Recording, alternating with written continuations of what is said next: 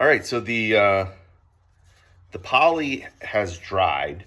We're gonna need to hit it with some 420 and then recoat it. And there's gonna be a lot of sanding recoats before we finally hit it with some clear lacquer.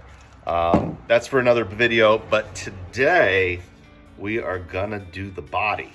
And we chose gloss black. So let's get started. So I went with the stain and poly largely because it's still winter here. And to get a good spray, you're gonna need some good ventilation and some warmer temperatures to allow it to cure. So, and I just didn't know how good I would be.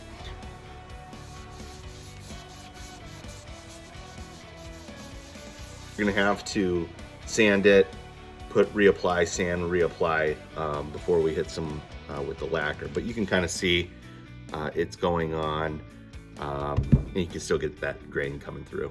Okay, so first coat, done, it's dried.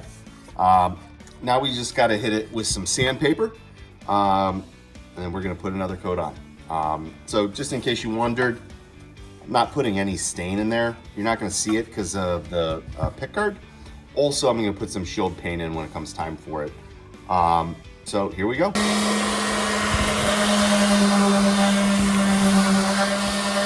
Okay, we are back after sanding. Maybe not a good idea to use a power sander. I am thinking next time we will do light sanding, hand sanding.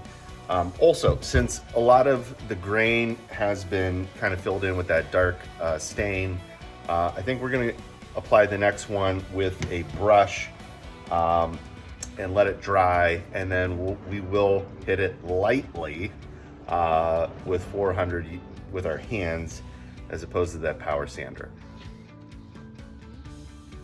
All right, here goes nothing with coat number 2, which really will be like our first coat since we sanded most of the first coat off.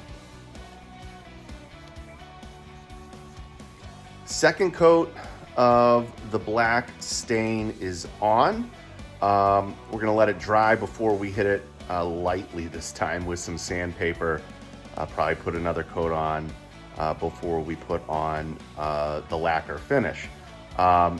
We still gotta finish the neck and still a lot more work to do. So keep watching and see how this thing turns out.